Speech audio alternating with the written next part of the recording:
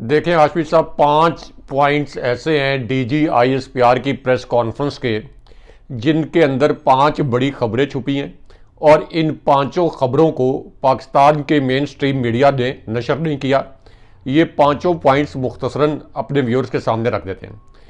एक तो DG ISPR ने कहा कि आवाम ने 9 मई के जो वाक़यात हुए जिसका ज़िम्मेदार फ़ौजी क़यादत ने और फ़ौज ने तहरीक इंसाफ को ठहराया और इमरान खान साहब को जिसका ज़िम्मेदार ठहराया।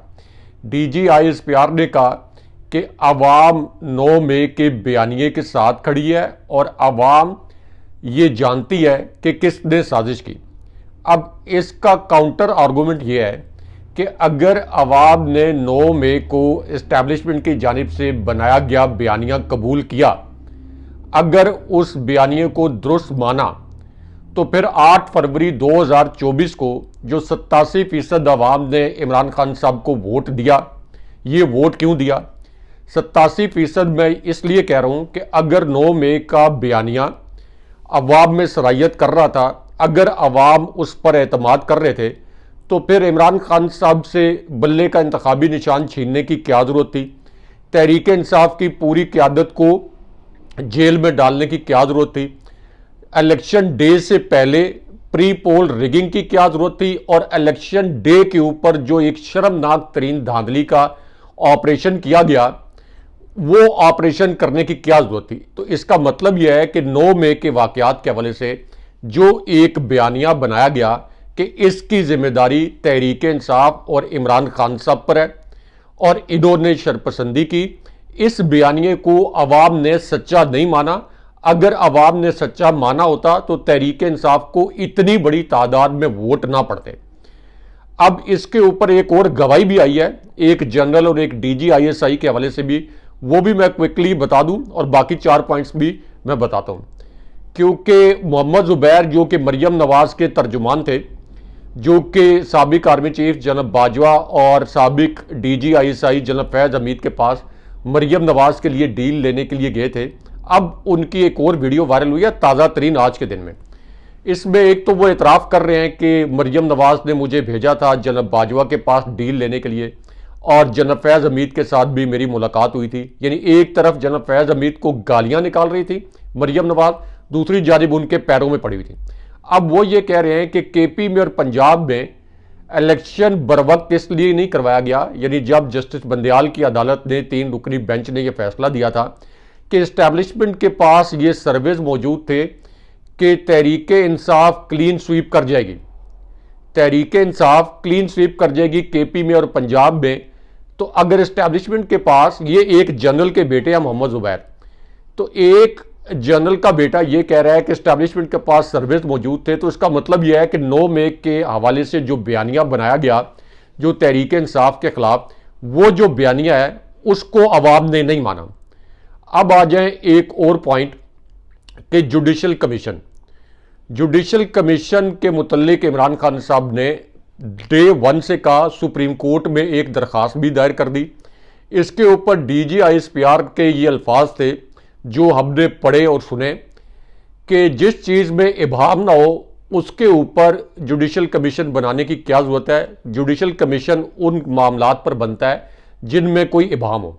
अच्छा, ये जुडिशल कमीशन बनाने की जो डेफिनेशन है, ये इससे पहले गालबन मेरे जैसे जो सहाफ़त के अदना तालिब इल्म हैं उनकी नज़र से कभी नहीं गुजरी कि जुडिशल कमीशन सिर्फ इस सूरत में बनाया जा सकता है। 9 मई को पाकिस्तान का एक कौमी सानिया करार दिया गया इस्टेब्लिशमेंट की जानिब से। शरीफ खानदान ने भी कहा कि ये कौमी सानिया हो गया।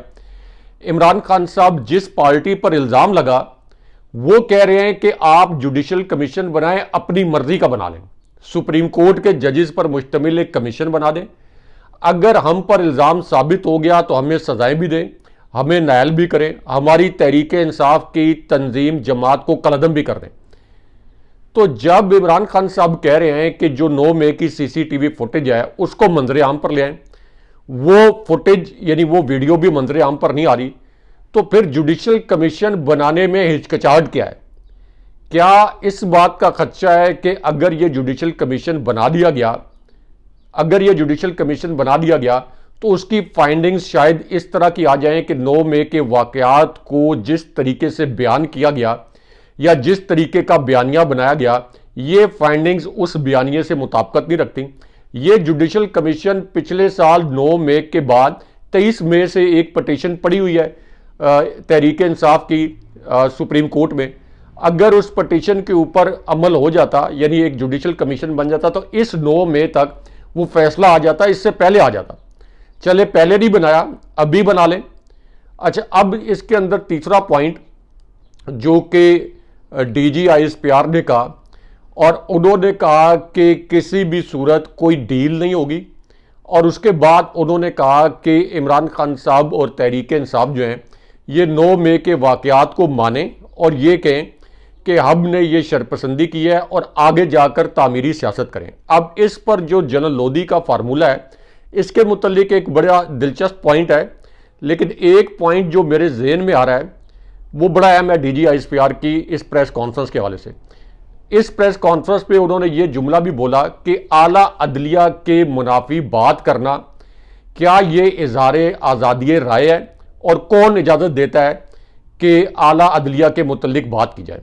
बिल्कुल दुरुस्त बात है कि आला अदलिया के मुतल्लिक कोई भी डेरोगेटरी रिमार्क्स नहीं जाने चाहिए, लेकिन सबसे पहले यह देखना चाहिए कि आला अदलिया ने फौज की खुफिया एजेंसियों के मुतल्लिक क्या बात की है। मिसाल के तौर पर ये मैंने या आपने नहीं की, कोई भी पाकिस्तानी अपनी फौज के मुतल्लिक कभी भी मनफी बात नहीं करना चाहता, खास तौर पर हमारी फौज जो कि 3-4 महाजों पर उसको बैक वक्त 3-4 महाजों का सामना है, दहशतगर्दी का भी, इंडिया का हॉस्टाइल बॉर्डर, अफगानिस्तान से दहशतगर्दी आ रही है, ईरान से सर्जिकल स्ट्राइक हो गया पाकिस्तान के ऊपर, और वहाँ पर बलूचिस्तान में हमारे जवान अफसरान शहीद हो रहे हैं। लेकिन जब वो ये कहते हैं कि अदलिया के खिलाफ बयानबाजी की इजाज़त कौन देता है, तो बयानात तो बेज़रर होते हैं, फिर भी यानी बयानात तो बेज़रर होते हैं, गालम गलोच की तो बिल्कुल इजाज़त नहीं होनी चाहिए। जो गालम गलोच करें ये वाकई कोई इज़हार आज़ादी राय नहीं है, जो गालम गलोच करें उनके खिलाफ तो कार्रवाई होनी चाहिए, ये पूरी दुनिया का एक असूल है। लेकिन इसके अंदर पेशावर हाई कोर्ट के जजेस क्या कह रहे हैं कि ISI ने हमारे जज साहिबान को धमकाया अपनी मर्जी के सियासी फैसले लेने के लिए। जब वो सियासी फैसले उनकी मर्जी के मुताबिक हमारे कुछ जज साहिबान ने नहीं दिए, तो ISI के एहलकारों ने तालिबान बन के उनका रूप धार के अफगानिस्तान के नंबरों से हमें कॉल्स करवाई और हमें धमकियां दिलवाई। अब हाशमी साहब, अदलिया के मुतल्लिक बयानात देना या किसी अदलिया के फैसले पर तनकीद करना, अदलिया का फैसला जो है ये अगर आप आलमी इंसाफ की किताबें निकाल लें तो ये अवामी मलकियत होता है, फैसले पर कड़ी तनकीद हो सकती है। तो अदलिया के फैसले पर तनकीद करना ज़्यादा बड़ा जुर्म है या जज साहिबान को धमकाना और उनको ये कहना कि आपको जान से मार देंगे तालिबान का रूप धार के, या ये बड़ा जुर्म है।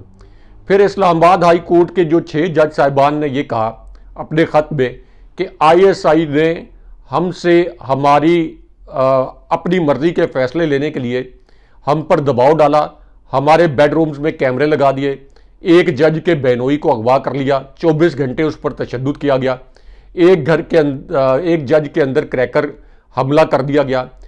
तो अदलिया के फैसलों पर तनकीद से ज़्यादा क्या ये इकदामात ज़्यादा शिद्दत पसंदाना नहीं है? क्या ये उससे बड़ा जुर्म नहीं है?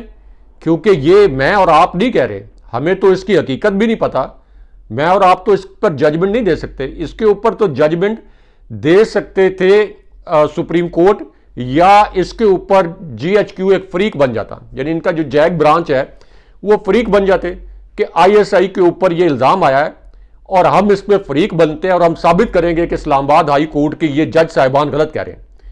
कोई DGISPR की कोई प्रेस कॉन्फ्रेंस, DGISPR की जानिब से कोई एक खबर जो मुख्तलिफ सहाफ़ियों को दे दी जाती है कि इस्लामाबाद हाई कोर्ट के जजेस गलत कह रहे हैं, कोई ज़राए से आने वाली खबर भी ऐसे नहीं आई कि इस्लामाबाद हाई कोर्ट के इन जजेस के मौक़िफ़ को गलत कहा जाए। तो इसका मतलब यह है कि अदलिया पर तनकीद को पूरी दुनिया में जायज़ कहा जाता है, लेकिन जजों को धमकाना पूरी दुनिया में ये गैर कानूनी अमल है। अब आ जाएं कि 9 मई के वाक़यात के हवाले से जो एक बड़ा अहम पॉइंट है, एक तो ये भी देखना है कि इस्लामाबाद हाई कोर्ट के हाथे से इमरान खान साहब को गिरफ्तार करने के लिए रेंजर्स का इस्तेमाल क्यों किया गया? राना सनाउल्लाह ने फौज का कंधा क्यों इस्तेमाल किया? क्या इस्लामाबाद पुलिस, चूंकि मैं इस्लामाबाद में 25 साल से सहाफत करता हूं, मुझे पता है कि उस वक्त के जो आईजी हैं इमरान खान साहब के खिलाफ कैसे इशारों पर नाच रहे थे। इस्लामाबाद पुलिस की इतनी बड़ी नफरी है, इमरान खान साहब के साथ कोई तोपे, टैंक या कोई करोड़ों लाखों कारकुन तो नहीं थे। कोई उस वक्त 14-15 के करीब लोग मौजूद थे इमरान खान साहब के अतराफ। इमरान खान साहब को इस्लामाबाद पुलिस के जरिए बड़ी आसानी से गिरफ्तार किया जा सकता था। इस्लामाबाद हाई कोर्ट से गिरफ्तारी वैसे भी गैर कानूनी थी, जिसको सुप्रीम कोर्ट ने गैर कानूनी करार दिया। लेकिन रेंजर से जब गिरफ्तार करवाया गया तो क्या इसका मकसद यह था कि एक रद्द अमल आए और इस रद्द अमल में फौज के खिलाफ एक सेंटीमेंट पैदा हो, जो कि राना सनाउल्लाह और शरीफ खानदान की एक ख्वाहिश थी? तो यह ख्वाहिश किसने पूरी होने दी और क्यों पूरी होने दी? रेंजर्स के जरिए इमरान खान साहब को गिरफ्तार करवाने की मंतक आज तक समझ नहीं आई कि यह क्यों जरूरी था। अब आ जाए जो डीजी आईएसपीआर ने कहा कि शरपसंदों के साथ कोई डील नहीं होगी और अदालतों पर हम जोर देते हैं कि 9 मई के वाकयात के हवाले से जो हमारा क्रिमिनल जस्टिस सिस्टम है ये जल्द इन केसेस को मंतकी अंजाम तक पहुंचाए। एक तो फौज या फौज के तर्जुमान जब इस तरह की बात करते हैं तो इसका बराह रास्त मतलब यह है कि अदालतों को फौज की जानिब से एक पैगाम दिया जा रहा है। अगेन ये एक इन्फ्लुएंस के मुताबिक है कि अदालतों के ऊपर अपना असर रसूख इस्तेमाल किया जा रहा है। सबसे बेहतरीन काम जो फौज कर सकती थी और अभी भी कर सकती है, खुद डीजी आईएसपीआर कह रहे हैं कि अदालतें इन मामलात को मंतकी अंजाम तक पहुंचाएं। तो आप जुडिशल कमीशन में एक फरीक बन जाए, फौज एक जैक ब्रांच के जरिए ये फरीक बन जाए और ये कहें कि हमारी तनसीबात पर हमले हुए हैं और इसकी जिम्मेदारी तहरीक इंसाफ पर है, हमारे पास ये एविडेंस मौजूद है। लेकिन अगर डीजी आईएसपीआर ये कहते हैं कि जुडिशल कमीशन उस सूरत में बनेगा कि 2014 से अकाउंटेबिलिटी शुरू की जाए, 2014 के धरने में तो जनरल जहीरुल इस्लाम पर भी इल्जाम था, जो आपके साबिक डीजी आईएसआई थे, उनके ऊपर तो शरीफ खानदान इल्जाम लगा रहा था, उनको भी आप अकाउंटेबल करें। लेकिन जब यह कहा जाता है कि अगर एहतसाब करना है तो फिर पिछले 50 साल से शुरू करें, तो इसका मतलब यह है कि शायद जुडिशल कमीशन बनाने में किसी लेवल पर हिचकिचाहट है और यह कहा जा रहा है कि पिछले जो 10 साल के वाकयात हैं उनकी भी तहकीकात करें। फिल वक्त तो फौज के लिए सबसे हसास मामला यह है उनके बकौल के उनकी तनसीबात पर हमला हुआ है। एक तो ये उनकी तनसीबात नहीं है फौज की, ये पाकिस्तानियों की भी तनसीबात है। ये सिर्फ डीजी आईएसपीआर या फौज का मामला नहीं है, ये पाकिस्तानियों का मामला है। हर पाकिस्तानी के लिए अपने शोधा जो हैं वो बहुत काबिल एहतराम है, उनके वर्सा काबिल एहतराम है और सवाल ही नहीं पैदा होता कि कोई इस बात को इंडोर्स करे कि इस तरह से शोधा के जो मकामात हैं उनके ऊपर जाकर हमले किए जाएं। लेकिन जो कोर कमांडर हाउस में हुआ है, कोर कमांडर हाउस पर जो एहतजाज हुआ, जो कि एक पुरतशद्दुद एहतजाज में बदल गया, इसके मुतल्लिक 3-4 सवालात हैं, उनके कोई जवाबात नहीं देता कि कोर कमांडर हाउस की सिक्योरिटी इतनी सख्त होती है। हाशमी साहब चूंकि GHQ रावलपिंडी में है, लातादाद मरतबा, कम से कम मैं अगर बहुत कंजर्वेटिव एक व्यू लूँ तो 700-800 से ज़ायद प्रेस कॉन्फ्रेंसेज मैंने वहाँ पे अटेंड किए हैं, जाके ब्रीफिंग्स अटेंड की हैं। तो मुझे पता है कि वहाँ पे कोई परिंदा पर नहीं मार सकता। 7-8 लेयर्स हैं सिक्योरिटी की और होनी भी चाहिए, क्योंकि GHQ पर एक मरतबा थोड़ी सी नेग्लिजेंस हुई थी, साबिक सदर परवेज मुशर्रफ के दौर में तो हमला हो गया था। तो इसलिए ये कहना कि वहाँ पर लोग बड़ी आसानी से चले गए, तो उस वक्त वहाँ पे सिक्योरिटी पर मामूर लोग क्या कर रहे थे और इसी तरह क्या आईजी पंजाब को अकाउंटेबल किया गया कि कोर कमांडर हाउस पर हमला हो गया? तो ये तहकीकात जब तक नहीं होंगी, ये कैसे डिटरमिन किया जाएगा कि तहरीक इंसाफ जो है ये इसकी जिम्मेदार है? अब इसके अंदर कौन सा फरीक चाहता है कि तहकीकात हो? इमरान खान साहब तो चाहते हैं तहकीकात हो, जुडिशल कमीशन बने, लेकिन फौज या एस्टैब्लिशमेंट या शरीफ खानदान या मौजूदा निज़ाम ये कहता है कि कोई तहकीकात ना हो। बराह रास्त इनके ऊपर जो फौज ने इंटरनल तहकीकात की हैं, जिसकी फुटेज सामने नहीं लाई गई, जिसके वीडियो एविडेंस सामने नहीं लाए गए, इसके ऊपर ये फैसला कर लिया जाए कि ये सब कुछ इमरान खान साहब और तहरीक इंसाफ ने किया। अब आ जाए जो बहुत सबसे अहम पॉइंट था, वो ये था कि मेरी असेसमेंट भी ये थी कि जनरल लोधी जो फार्मूला लेके आए हैं ये इस्टेब्लिशमेंट के किसी इनडायरेक्ट पैगाम के नतीजे में लेके आए हैं, क्योंकि इस्टेब्लिशमेंट इस वक्त मुकम्मल तौर पर एक बंद गली में, जो कि नहीं होनी चाहिए। इमरान खान साहब और army chief general Asim Munir के मुतल्लिक जनरल लोधी ने ये फार्मूला पेश किया कि चूंकि तहरीक इंसाफ से भी मैंडेट छीना गया है, तो उन्होंने कहा इनडायरेक्टली तहरीक इंसाफ भी बंद गली में है, हालांकि वो बंद गली में नहीं है। उन्होंने इस तरह का तासुर भी दिया कि एस्टैब्लिशमेंट भी बंद गली में है, तो कोई बारीक सा रास्ता निकालना होगा कि दोनों बंद गली से निकल जाएं और मुल्क आगे जाए। अब जनरल लोधी ने यही अल्फाज इस्तेमाल किए कि एस्टैब्लिशमेंट सिर्फ ये कहती है कि इमरान खान साहब ये तस्लीम कर लें कि 9 मई के वाक़यात के मास्टरमाइंड वो थे, तहरीक इंसाफ ने ये साजिश की थी, और उसके बाद वो तामीरी सियासत में हिस्सा लें। अब इसका वे आउट क्या है, क्योंकि जनरल लोधी ने एक और अहम इंकशाफ भी किया। उन्होंने कहा कि मेरी जो तजावीज़ हैं ख़त की सूरत में ये पहुँच गई हैं आर्मी चीफ तक, और उसके बाद DG-ISPR की प्रेस कॉन्फ्रेंस से पहले उन्होंने कहा कि फ़ौज का ये मुतालबा है कि इमरान खान साहब ये बात माने कि 9 मई के वाक़यात उन्होंने किए। तो इसका मतलब यह है कि जनरल लोधी का ये दावा ठीक था कि उनकी तजावीज़ पहुंची हैं GHQ तक, और GHQ ने उसके ऊपर एक जवाब भी दिया। अब इस पूरी सूरत हाल में अगर इस्टेब्लिशमेंट ये जनरल लोधी के ज़रिए मुज़ाकरात शुरू करवाना चाहती है, और ये चाहती है कि इमरान खान साहब ये तस्लीम करें, तो खान साहब तो ये तस्लीम नहीं करेंगे। लेकिन इसका एक और वे आउट भी है जो कि शायद तहरीक इंसाफ को और इस्टेब्लिशमेंट को सूट भी करे, क्योंकि अगर ये कहा जाए कि इमरान खान साहब तस्लीम कर लें 9 मई के बयानिए को, वो कभी भी तस्लीम नहीं करेंगे, क्योंकि 87% अवाम ने जब इस बयानिए को मुस्तरद कर दिया तो फिर कैसे जो इमरान खान साहब है वो इसको मान लें जब अवाम नहीं मान रही। तो इसका तरीक़ाकार ये है कि इस तहकीकात के नतीजे में वो अनासिर अगर उनका ताल्लुक तहरीक इंसाफ से निकल आए तो जो कानून के मुताबिक सजा है, कानून के मुताबिक उनके खिलाफ कानून के मुताबिक कार्रवाई कर दी जाए, अदालतों में पेश कर दिया जाए। ये जो इतलात आती हैं या अफवाहें आती हैं या मुख्तलिफ आप कह लें कि ये बड़ा पैनिक क्रिएट करती हैं कि लोगों पर बड़ा टॉर्चर किया गया है, तशद्दुद किया गया है, हुकूमत खानों में बंद किया गया है, तो ये ख़त्म किया जाए। इमरान खान साहब के साथ बैठ के आप 9 मई के वाक़यात पर भी बात कर लें कि ये 9 मई के वाक़यात के ऊपर जो स्टेट पाकिस्तान जैसे मुल्क में कहा जाता है एस्टैब्लिशमेंट को स्टेट, पूरी दुनिया में तो स्टेट जो है वो अवाम का नाम होता है। तो एस्टैब्लिशमेंट और इमरान खान साहब बैठ के इसके ऊपर मुज़ाकरात कर लें कि दोनों के लिए विन विन सिचुएशन क्या हो सकती है, जहां पर इमरान खान साहब एस्टैब्लिशमेंट को इस बंद गली से निकलने में पाकिस्तान को आगे बढ़ाने के लिए मदद दे दें। लेकिन अगर ये कहा जाए कि वोट जो है वो तहरीक इंसाफ की मुखालिफ जमातों को ज़्यादा पड़ा है और तहरीक इंसाफ को कम पड़ा है, तो ये कोई कंपैरिजन नहीं होता।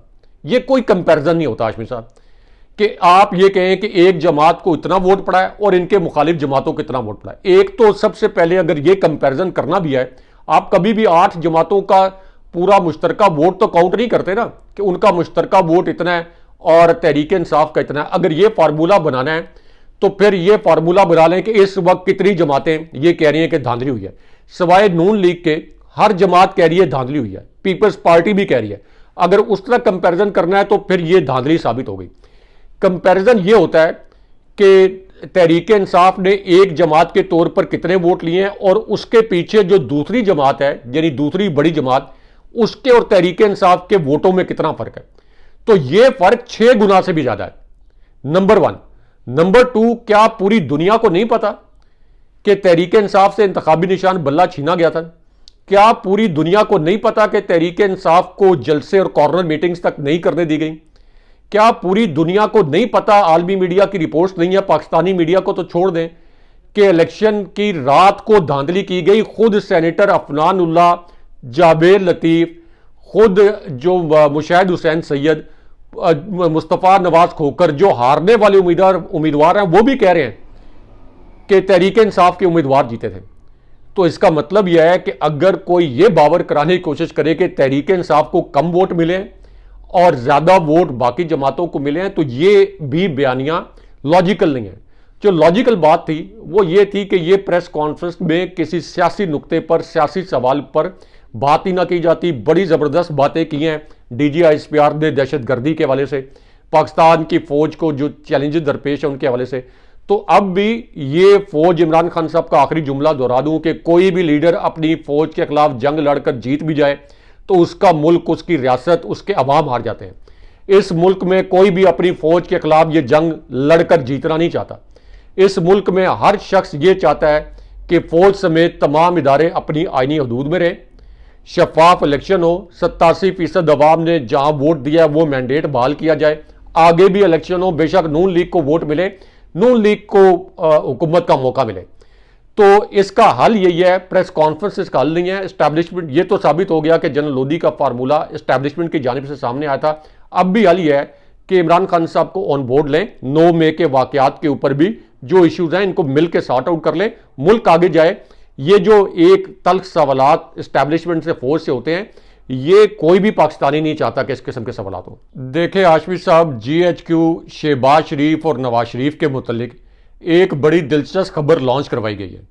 यानी शरीफ खानदान ने अब GHQ के साथ एक नई गेम शुरू कर दी है और ख़बर वो ये लॉन्च करवाई गई है कि नवाज शरीफ ये चाहते हैं कि जो गंदम स्कैंडल आया है, यानी 300 अरब रुपए की करप्शन का स्कैंडल, जिसमें बराह रास्त शहबाज शरीफ भी मुलविस हैं, लेकिन नवाज शरीफ ये चाहते हैं कि जो निगरान हुकूमत आई थी, यानी अनवारुल हक काकड़, जिनके मुतल्लिक सबको पता है कि अनवारुल हक काकड़ को इस्टेब्लिशमेंट लेके आई थी, तो नवाज शरीफ ये चाहते हैं कि अनवारुल हक काकड़ और निगरान हुकूमत के जो दीगर जिम्मेदारान हैं इनके खिलाफ सख्त तरीन कार्रवाई की जाए, इनके केसेस FIA और नैब को भिजवाए जाए। लेकिन इसके अंदर एक ट्विस्ट है, नवाज शरीफ ये इसलिए नहीं चाहते कि इनके खिलाफ सख्त कार्रवाई की जाए कि वो कोई बड़े इंसाफ पसंद हैं, वो करप्शन नहीं देखना चाहते, उनकी करप्शन के ऊपर कोई ज़ीरो टॉलरेंस है, बल्कि ये खबर लॉन्च करवाई गई है GHQ को एक मैसेज देने के लिए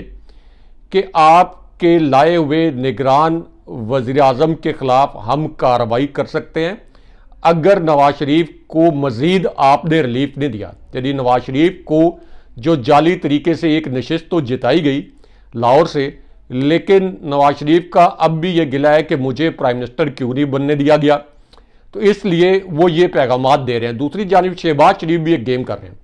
अब शहबाज शरीफ जो है वो गुड कॉप बैड कॉप का खेल खेलते हुए वो ये कह रहे हैं, ये जो खबर लॉन्च करवाई गई कि शहबाज शरीफ ये कह रहे हैं कि निगरान वज़ीर आज़म जो थे अनवारुल हक काकड़, इनका केस नैब या FIA को ना भेजा जाए और कोई मुनासिब सा हल इसका तलाश कर लिया जाए बैठ के, यानी इसके ऊपर मट्टी पाओ पॉलिसी अपना ली जाए।